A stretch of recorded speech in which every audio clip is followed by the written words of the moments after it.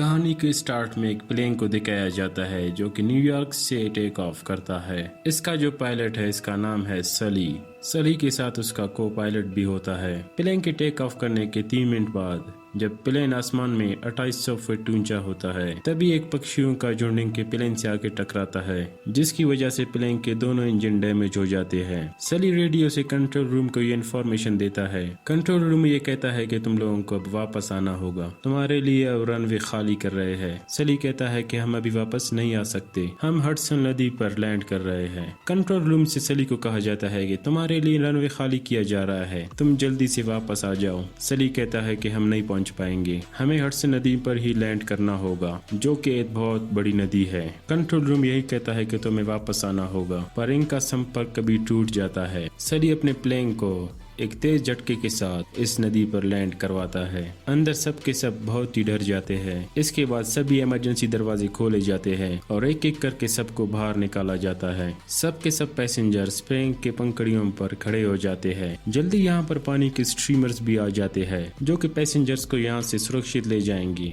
यहाँ पर हेलीकॉप्टर्स भी आ जाते हैं जिसमें स्विमर्स होते हैं, वो उनको बचाते हैं जो पानी में फंसे होते हैं, और इस तरह से यहाँ पर सभी लोगों की जान बच जाती है। और अंत में सली और उसका को पायलट भी प्लेन से निकल जाते हैं। पैसेंजर्स को अब यकीन हो चुका है कि अब सब के सब सुरक्षित है। वो अपने अपने लोगों को कॉल करके इन्फॉर्म भी करते हैं कि वो पूरी तरह से ठीक है। दरअसल इतने बड़े प्लेन क्रैश के बाद सबको यकीन नहीं होता कि सबकी जान बच चुकी है। यहाँ पर एक भी पैसेंजर को खरोच तक नहीं आया है। साथ ही कंट्रोल रूम का वो ऑफिसर जिनका प्लेन से संपर्क टूट गया था, उसने ये मान लिया था कि प्लेन क्रैश में लोगों की जान नहीं बच पाएगी। तभी वहाँ पर उसका कोलीग भी आता है और बताता है कि प्लेन को हडसन नदी में सुरक्षित लैंड करा दिया गया है। सब के सब यात्री पूरी तरह से सुरक्षित भी है। सली को अब इंक्वायरी के लिए बुलाया जाता है। इंक्वायरी टीम यही पूछती है कि जब आपको कंट्रोल रूम से दोबारा आने का कहा गया था तो आप क्यों नहीं आए। सली कहता है कि जब मैंने लेफ्ट टर्न लिया तो तभी मुझे यकीन आया कि मैं एयरपोर्ट नहीं पहुंच सकता,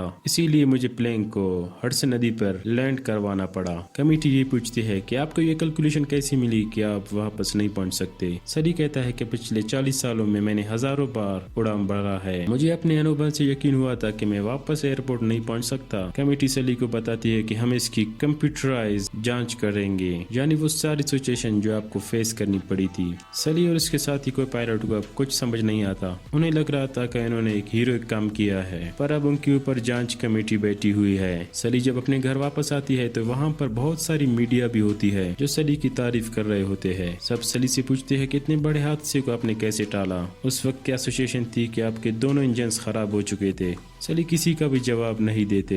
अगले दिन मीडिया में ये खबर आना शुरू हो जाती है कि सली वापस प्लेन को एयरपोर्ट ला सकते थे, पर उन्होंने प्लेन को हडसन नदी में लैंड करवाया, जिसकी वजह से इन्होंने सभी यात्रियों की जान को खतरे में डाला। सली इन सब बातों से बहुत ही परेशान हो जाता है। वो अपने को पायलट से मिलने के लिए जाता है। वो अपने को पायलट से कहता है कि मैंने 40 सालों में हजारों उड़ान भरी है, लाखों लोगों को एक जगह से दूसरी जगह सुरक्षित पहुंचाया है, पर आज मुझे 40 सालों के बाद मुझे उन 208 सेकंड्स के लिए जज किया जा रहा है। जब मैंने ये फैसला किया था कि मुझे प्लेन को हडसन नदी पर लैंड करवाना है, उसका को पायलट कहता है कि एक बार कंप्यूटराइज आंकड़े आ जाए, उसके बाद साबित हो जाएगा कि जो आपने फैसला लिया था वो सही है कि गलत। सली को अंदर ही अंदर इस बात पर तकलीफ हो रही है कि सब इस पर शक कर रहे हैं, जिस पर सली को अब बार बार ये विजन्स भी आ जाते हैं कि जिस प्लेन को उसने हडसन नदी पर लैंड किया वो उसे अब शहर की तरफ ले आया है, पर वो अब रनवे तक नहीं पहुंच पाया और प्लेन बिल्डिंग से टकरा कर क्रैश हो गई और सारे लोग मर गए। सली अब पूरी तरह से दिमागी तौर पर डिस्टर्ब हो चुका है। उसे एक बार से फिर इंक्वायरी कमेटी बुलाती है और बताती है कि पक्षियों के टकराने के बाद भी तुम्हारे प्लेन का लेफ्ट इंजन पूरी तरह से ठीक था, अगर तुम चाहते तो एयरपोर्ट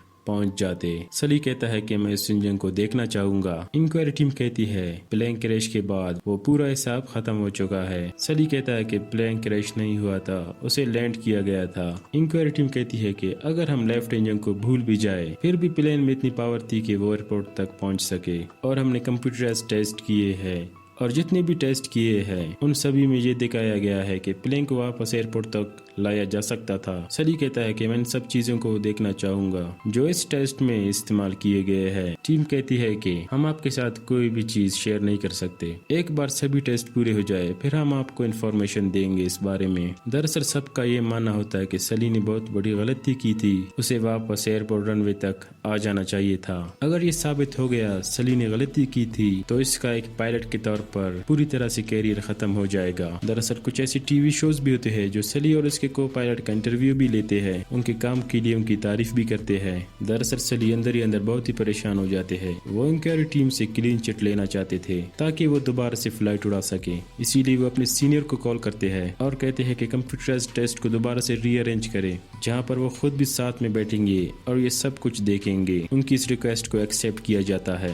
अब वो सब जूरी कमेटी मेंबर्स के सामने आ जाते हैं, जहाँ पर 2 मशीन्स है और इन मशीन्स के अंदर 2 पायलट्स बैठे हुए हैं, जिनके सामने वही प्रतिक्रिया रखी जाएगी जो सली उसके को पायलट के साथ हुआ था। सबसे पहले कंप्यूटराइज तरीके से एक प्लेन को टेस्ट किया जाएगा और वो सुरक्षित तरीके से उसी जगह से जिस जगह से परीक्षा प्लेन से टकराई गई थी एयरपोर्ट वापस आकर रनवे पर लैंडिंग करता है। इसके बाद दूसरे पायलट्स को इसी तरह की सिचुएशन दी जाती है और वो भी इसी तरह सुरक्षित तरीके से रनवे पर लैंड करते हैं। यानी ये साबित हो चुका है कि सली से गलती हो चुकी है। सली ये सब कुछ देखकर सोच में पड़ जाता है और जल्दी कहता है कि आपके जो पायलट्स है वो इंसानों की तरह बिहेव नहीं कर रहे हैं। जैसे उनकी प्लेन से पक्षी टकराए इस तरह से वापस आ गए जैसे कुछ भी नहीं हुआ था, जबकि ऐसा बिल्कुल नहीं हुआ था। पक्षी टकराने के बाद जब हमें पता चला कि हमारे दोनों इंजन खराब हो गए हैं तो हमें बहुत सारी सिचुएशंस का भी सामना करना पड़ा। अगर आप मानव की गलती ढूंढना चाहते हैं तो आपको इसे पूरी तरीके से मानवीय बनाना होगा। मैं जानना चाहता हूँ कि पायलट्स ने कितनी बार प्रयास किया था। वहाँ पर लेडी होती है, वो कहती है कि 17 बार। सली का को पायलट कहता है कि वो कोई वीडियो गेम नहीं था बल्कि कई लोगों की जिंदगी और मौत का सिचुएशन था। अब सली के कहने के बाद दोबारा से टेस्ट किया जाता है। पक्षियों को टकराने के बाद 35 सेकंड्स का पॉज किया जाता है। ये वो वक्त था जब सली और उसके को पायलट को जानने में लगी थी कि उनके दोनों इंजन खराब हो गए हैं। इसके बाद प्लेन को रनवे की तरफ मोड़ा जाता है पर वो रनवे तक बिल्कुल भी नहीं पहुंच जाता, इससे पहले ही लैंड हो जाता है। यानी कि पहले टेस्ट के मुताबिक यानी सली ने बिल्कुल ही सही फैसला लिया था। इसके बाद फिर से एक और बार इसी तरह से टेस्ट किया जाता है और इस बार भी प्लेन रनवे तक नहीं पहुंचता और पहले ही क्रैश हो जाता है। यानी कि अगर सली ने वो फैसला नहीं लिया होता तो प्लेन क्रैश कर जाता और प्लेन में बैठे 155 यात्री वहीं मर जाते। यहाँ पर इन्हें प्लेन का लेफ्ट इंजन भी मिल जाता है जिसके बारे में इंक्वायरी कमेटी ने कहा था कि वो बिल्कुल सही था। फिर जांच के बाद ये पता चला कि वो पूरी तरह से क्षतिग्रस्त था। यानी कि सली और उसके को पायलट ने बिल्कुल ही सही इन्फॉर्मेशन दी थी कि उनके दोनों इंजन पूरी तरीके से खराब हो गए थे। यानी कि सली का फैसला बिल्कुल ही सही था। इंक्वायरी टीम को अब ये बात समझ में आ चुकी है।